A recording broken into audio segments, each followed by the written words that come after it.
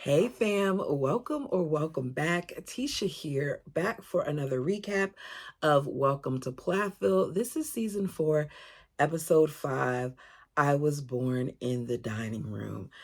I have mixed feelings about this episode because I'm not sure about how I feel about the situation with Ethan and Olivia, nor am I sure about how I feel about the situation with Barry and Kim. So if I sound like I'm going back and forth on my opinion, it's because I really am going back and forth. There are parts in the episode where I feel like the parents are being a little manipulative in what they're saying and trying to get their children on their side. And there are points where I feel like they're just being honest. And I respect the honesty, but I feel like if they had done it together, that it would be received differently. But we'll get into it. So we begin this episode with Ethan and Olivia. Now, in case you forgot, Ethan bought this car without Olivia's knowledge while they were separated. He didn't tell her about it when they got back together because he did not want to deal with her feelings. He did not want to deal with the confrontation. So he is anxious because, as far as Olivia is concerned, Ethan uses this hobby as a way of escaping their relationship. We've seen it play out on TV. So he opens the garage door. She feels like this is bad because he won't just come out and say what it is. And he takes this short walk that production drags out and brings her to this vehicle to show his new purchase. He tells her he took the money from all the things that he sold, like his lawnmowers and his tools, and he bought another car when they separated. But the good news is that this one actually runs. She looks at the car.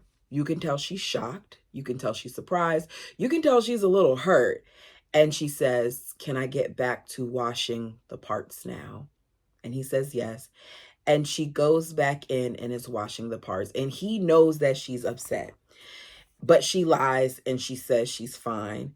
They stop filming. What we find out later is she left the shop shortly after, told him she was going back to the hotel, and she ended up then calling him and letting him know that she was going to be leaving Cairo altogether. So she took a flight, hung out in Miami for a little bit, and said that she needed space.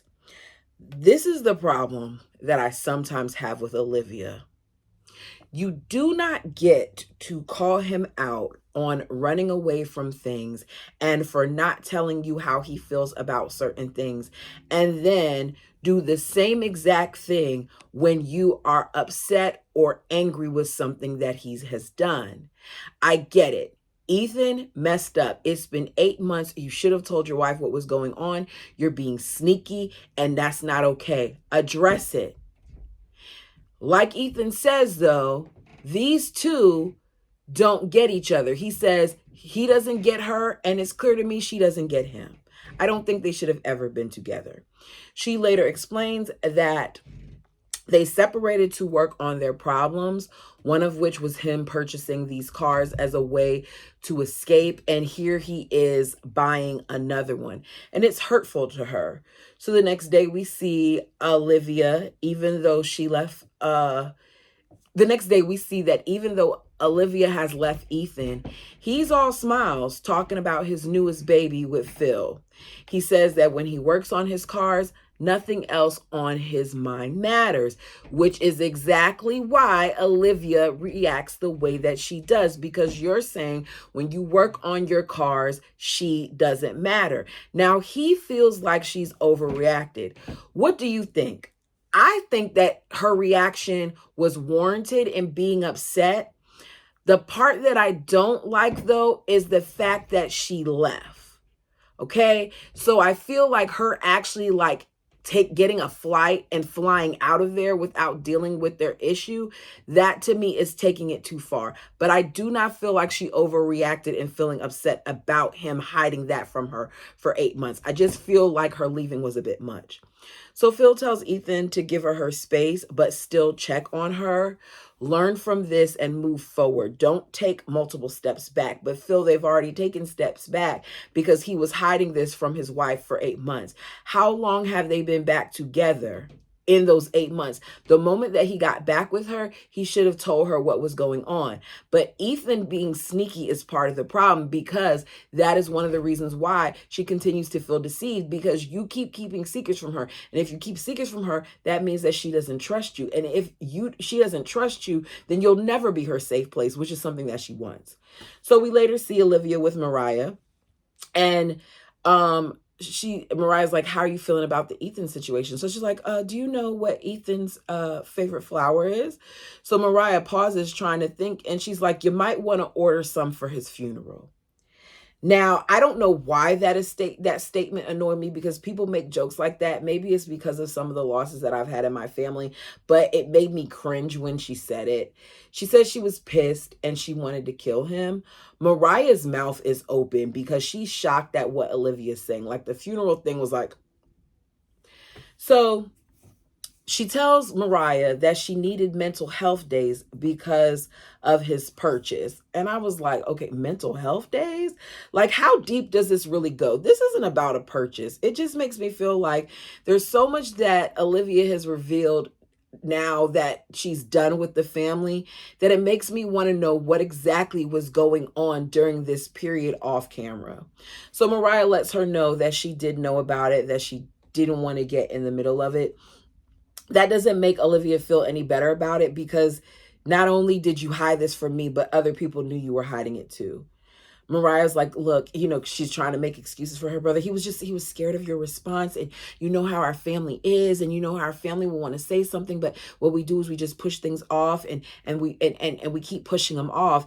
Then unteach yourself at some point in better ways to handle situations like this, and get your butt into some therapy. Now, Olivia feels like she's been begging at this point to be loved and supported and protected and respected for years. And based off of what we saw on TV, I think there are times where he did respect her. I think there are times where he did protect her. I also think there are times that we saw on TV that he didn't. But it makes me wonder how much went on off camera that she continued to feel this way, even when he was appearing to try to work things out. I just feel like they were never in a good place. You guys tell me what you think. So she says Ethan can't do any of that for her right now. I don't think Ethan ever wanted to.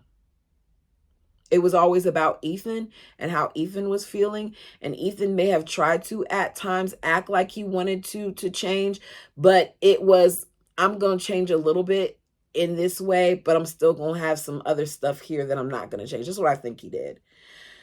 So they go and grab a drink, talk some more about Ethan and Max. She says that the car reminds her, Olivia does, that Ethan just doesn't look out for her. And that could be because of the way that they were brought up and things of that nature, but he doesn't look out for her. Mariah, when it comes to Max, has decided that they can't even be friends. She says she has to choose herself. She then says stuff with Max, that the loss of him brought up feelings about her brother Joshua's death. I was a little confused by that, but it's her experience. She says that it made her, think of the loss, and the loss was associated with Max was also a loss for her with her brother, that her brother's death changed her and she didn't even realize it. And it's because your parents didn't give you the tools to deal with that. I feel like praying away stuff isn't enough. Like, people need tools, and grief is something that never goes away, right? So to hear that as a child, they were in this vehicle that ran over their brother and they were never given skills in order to begin to process that situation, that bothers me for them. There's so many things that they need to work on. So Ethan returns to Tampa and he is dreading seeing Olivia. She wants him to say, I didn't treat you right. I hurt you and I'm sorry. Let's fix this. I'm going to be honest. Even if Ethan did say that, I don't think it would have been enough for Olivia. I think that Olivia realized very early on that this wasn't going to work, and she tried her hardest to fight for it. But his actions continued to show that he really wasn't willing to make certain changes. And I think that she wasn't willing to make some as well. Because as much as Olivia complains about some of the things that we've seen on the camera, because I'm just going off the camera when I'm saying this, the things that we've seen on camera, there are instances where Olivia has had some controlling ways as well, and where she needed to work on some things as well. But I don't think that she saw that. Her patience with him sometimes was limited. Like, you knew you were marrying this guy who was isolated and who really was a kid, and just yeah, the teachings, you were aware of some of the things that would need to be unteached and unpacked. And I'm not saying she's wrong for not being patient. I'm just saying realize your faults as well. So he says at this point he is dreading to come home, because he knows that Olivia is going to be emotional, and that's his problem, because he feels emotions are negative. Just in the way he said it, it was like, why isn't she allowed to be emotional? Because your emotions are coming through as well. They just mask themselves as anger. That's an emotion. And that anger normally is covering up something else. Anyways, that's the end of them. So let's go to Micah. So in LA, Micah is at Hayden's house getting ready to meet up with Hayden's girlfriend and her friend for an in-house double date. I'm going to call it a blind date because he's never met her before. So they sit down and they want to know more about Micah. He lets them know that his mother had he said he has 8 siblings, which lets them know that they had 9 kids. And they're like, oh my God, is your mother okay? He's like, yeah, she's okay. All natural births. Just shows you like the extent of what women go through, because 9 births, that's a lot, right? He says he was born in a dining room, hence the title. 3 of them were born in the car on the way to the midwife, and the rest were at home. His father even sometimes assisted. He does remember some of the births that happened. Now, I am not a Kim fan, but the fact that she did all of that naturally, Kim is a beast for that. It's amazing the way women's bodies are. They talk about how with the levels of pain that surges through your body when you're giving birth, that scientifically you should die.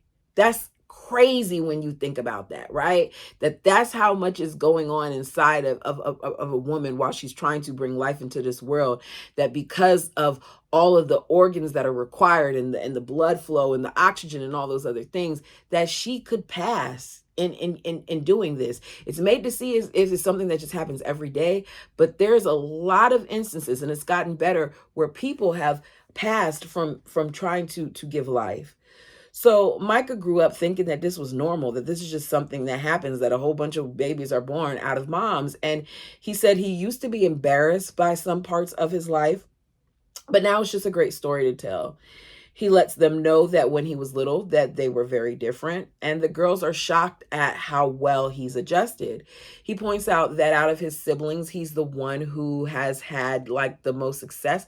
Now, I don't know if I would call success going from home to home, but he says that he has the most success, including his brother Ethan, because his brother Ethan has struggled a lot with leaving the town. Like, he just recently moved. And I think Micah is struggling as well. I think that he just doesn't see the ways in which he's struggling, because you want to attend this acting school, but you can't because of finances, and you want to live in LA to expand your career. And we just see a lot of you from season to season not really having roots. The closest that he got to roots, and I'm not there yet because I didn't really see a lot of him and Veronica together prior to season 7, is him being with Veronica. Like, that's the first time I really saw him establish roots, and I could be wrong, but it just seems that he's kind of nomadic in his approach. So the girls are impressed, and they can relate to making big changes because neither one of them are from the United States. They came to the United States to, have a better life. And we see them play games and they have a good time, with the friend of Hayden's girlfriend saying like she could see herself going out with Micah because he seems to be nice and he is attractive. She has a thing for blondes. So let's get to Barry. Barry and Lydia go to the park for a father and daughter picnic. I noticed that they didn't have a blanket, but they do have the basket, and they just sit on the ground. Like, they're very much so one with nature, to the point where while she's sitting out there, she's plotting on, which trees she can climb. So she wants to know how her father has been. And he tells us that he doesn't want to be a burden to his daughter, and he doesn't want to unload on her. Excuse me. So he's going to be cautious about things, but he is also being careful about what he says when he's talking to her. And he says it helps in talking to her. So he lets her know that when it comes to Kim, he doesn't know what will happen. He feels hurt at times, but he knows to move on from it. He thought that signing the papers for the studio would show her something because she needed it. I don't think she needed it. I think she wanted it. The explanation of, I bought a dance studio because nobody would teach adult lessons at any other studio, it's not enough for me. Are you bringing in a dance instructor in your studio to teach? Because you're not qualified to teach. I personally think that Kim was already done. Now, he wonders if she's going through a midlife crisis. He says all it is to his daughter. I don't really know. I'm conflicted on how I feel about this. Because Lydia at this time is an adult, right? She is 18, right? But I think of my son, who is also now 18, and there's a lot of things that have gone on in my life that I have not told him as of yet. Not saying I never will. I just feel like there's a time for it, and that time isn't right now. And there's very, very little that I've told him in regards to situations with myself and his father, because I wanted him to figure out some things on his own, which he already has, based on their interactions and questions that he may have asked him, because he's asked me some things before, and I've told him, ask your father, because it's best if it comes from him. Not because I don't know exactly what happened, but it's never going to be said that your mother said this and that's a lie. It's you're going to hear it from the source. And if you need some more understanding, no problem. Would I have loved to sit down with him at some point and have certain conversations? Yes, but both parties have to be willing. Now, with that being said, let me get back to this.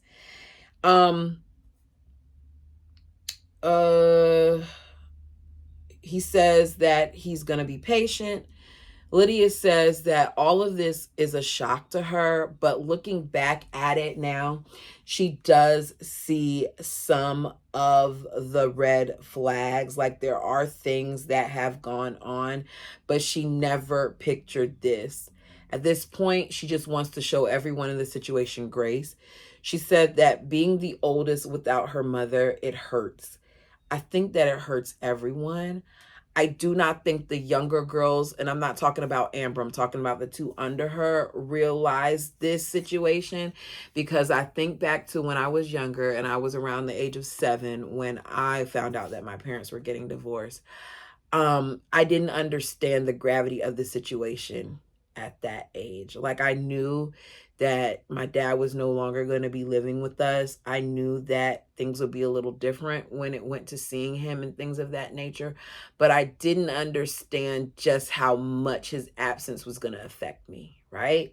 And then there's the aspect of my father is military. So there was that as well. Not only do we have to deal with deployment, but we also have to deal with the fact that when you are here, we may not get to see you every single day the way we would if we lived in the same household. So Lydia says that her sisters don't talk much about it, about the hurt, but she knows that they're hurt, and they look for her even more now that Kim is gone. That's because their mother has kind of abandoned them in some ways. That's my opinion. Tell me yours. So she just doesn't want them to fill the gap. But she isn't their mom, and it's not Lydia's responsibility. I just kept saying to myself, shame on their parents. Lydia has never been able, in my opinion, to just be a kid and do things for herself. And it just shows time and time again how much she was relied upon, because once her oldest sister left, she was cooking and she was doing most of the cleaning, and she was just, now you're teaching, you're working full time, you're coming home and you're teaching your little sisters because their mom isn't there because she's busy at this dance studio that she's created that I don't even think is around anymore. It just, yeah, anyways. So at this point, she wishes that they did things differently. Barry's desire, it's Barry wishes that he did things differently. His desire is for his kids to not rush into a marriage like he did, because they only dated for 3 months. He says that he wants his kids to ask the tough questions and to be informed. And he has talked to Micah and Mariah and told them things they both understand. At some point, he wants to talk to Ethan. I didn't hear him mention, he said all the kids know but Ethan, so I'm going to assume that their eldest daughter does as well, but we know that they don't speak about her too much, so I'm not sure if he did say that, but Lydia lets him know she's there for him and the family, and he really, really appreciates that. Now let's get on to Kim. As a reminder, it was Kim's idea to separate. She has been living at the rental property. Now she has the younger 3 girls for the night because they haven't been spending a lot of time together. The kids went from not being able to eat junk food. This is what I wrote in my notes before she even addressed it. I said the kids went from not being able to eat junk food to now, not only do they eat pizza with Barry at his home, but now Kim is serving them ice cream and they get to eat popcorn. How did we go from you can't have this, you can't do this, you can't eat this, to now have all the ice cream you want? Kim then says that they're not as strict with what they eat now as they were before.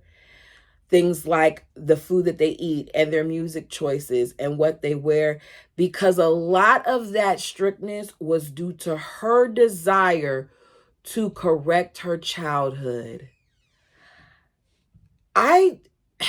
It makes no sense to me. Her mother wasn't strict, so she went a completely different route to be strict. She says with her mom being a single parent and an alcoholic, that she felt the need to do it differently. But I don't understand how her being a single parent and her being an alcoholic means that you control your kids to the extent which they did. You presented this originally as a religious decision. And now you're saying it wasn't a religious decision. It was a choice that you made because of your childhood. I personally see it as control. It's control. And things that Kim made to be seen like it was Barry was really Kim. Like Ethan said, he may be the head, but you're the neck. Now she claims that seeing her older kids and what's come of them, she wants to have fun too.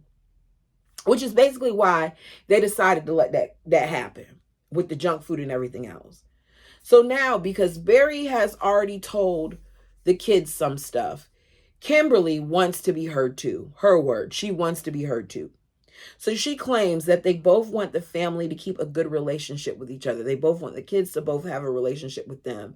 But I feel like at some point, the parents are really trying to get the kids to side with them. So she tells the girls her side, that they separated, that she loves all her kids, that they are the best thing that ever came of their marriage. But a few months ago, she realized she wasn't happy. She hasn't been home because of that. She's in the rentals. If the rentals are booked, then that's when she sleeps on the couch. She says it's rough. It's rough living out of suitcases. And at some point, we're going to have to figure this out. I put both Barry and Kim want sympathy from the kids. When talking to your kids about this situation, it's not about your hardships. It's not about your plight. It's about making sure that your kids are good.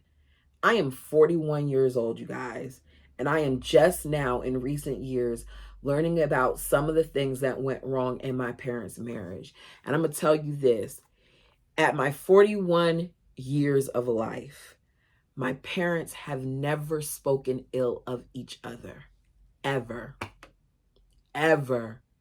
And my mom has admittedly done some things. When she told me some stuff, I was like, oh, I would have never known. I would have never known. I look at that and I look at them and I don't understand why these two people couldn't come together. And some of it is Barry's fault because Kim wanted to do it at the same time, but some of it is Kim's fault as well, because you can't expect for him to not want to explain things to his kids when you aren't in the home. The moment that you decided you were not going to be in the home, you all should have addressed the situation. But that goes back to what Mariah said, which is that you all have a tendency to keep pushing things off, keep pushing things off, keep pushing things off. In this case, Barry didn't want to push things off. I'm not mad at him for that, but be careful in what you divulge. All you needed to say, Barry, to your children was, Mom and I love you all. And right now we're taking some time apart from one another.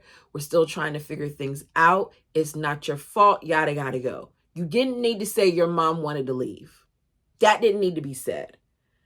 I just feel like you didn't need to make them privy to certain things. Anyways, so Amber remembers her mother saying that divorce would never be an option over the years, and she just was surprised by it. Now the little girls are asked how they feel. The two youngest look at each other. They don't really say anything. They just, because Kim is holding one's hand and the other is in her lap, and they don't really say anything. They're just looking at each other because they can't express how they feel because they struggle with it. These are kids who are not accustomed to talking about their feelings. When their brother was unalived, Lydia said they didn't really talk about it. Mariah has said they didn't really talk about it. So they don't really talk about these type of things. So Amber wants to know if Kimberly bought the studio for independence, that way, if she decided to leave, she didn't have to rely on Barry's income. And I was like, oh my goodness, this little girl is 13 years old. And then I said, wait a second, she's always been smart. But my question is, do you guys think that that's something that came from Barry or Amber? I really want to know because I'm torn on it. So Kimberly says, no, I bought it because, I wanted it. I tried for years to take classes and they told me that there were no adult classes and all those other things. And, your father knew this. Your father knew that we were having difficulties and I wanted to leave, and he still decided to buy the studio.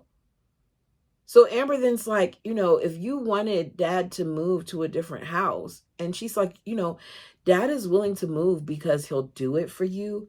But it seems like if you didn't want to, what she say, if you want to break it up and you're the one that doesn't want to stay, shouldn't you be the one to move? I said,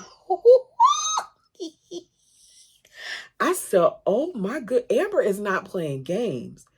So Kimberly says, I could, but the one who's mostly going to take care of you kids should stay. Kim, you've already stopped taking care of them. Lydia has told us that she comes and helps them with their homework. You already basically let us know that your daughter is cooking, and Barry is trying to do what he can here and there. So you've already kind of pulled away. Now she's pleading her case, even though she hasn't been around. Barry works full time and she is more flexible, and she can, have them at the studio and she can have them more. Please. If that's the case, why haven't you already been doing that? Kim's like, Amber saying that it hurt. It hurts, Amber blames me, but it's Barry's fault because he's the reason that I want to leave. She then says it's both of their faults. You should have just stuck with it's both of your faults, or it's no one's fault. You've both made mistakes and you realize that separating is what's best. That's it. So Amber feels for her dad. She is looking at how he is still not thinking about himself. He's still thinking about Kim. He's still making it about Kimberly, even with buying that studio. And she uses that as an example. Amber lets her mom know, like, look, I was mad at you at first, but, now that I've heard your side, I get it. She tells us that her mother needs to be happy. So she did something about it. And that she did. She left. You guys, let me know what you thought about this episode. Amber is not playing games. And I'm going to be honest, I dig it. I like the fact that she is calling a spade and she's not playing around with what she sees. You guys let me know what you thought of this video. Like it as it helps the channel. Until next time. Oh, and if you haven't subscribed, what are you waiting on? We're on the road to 4,000 and I hope to get there sooner than later. Until next time, peace.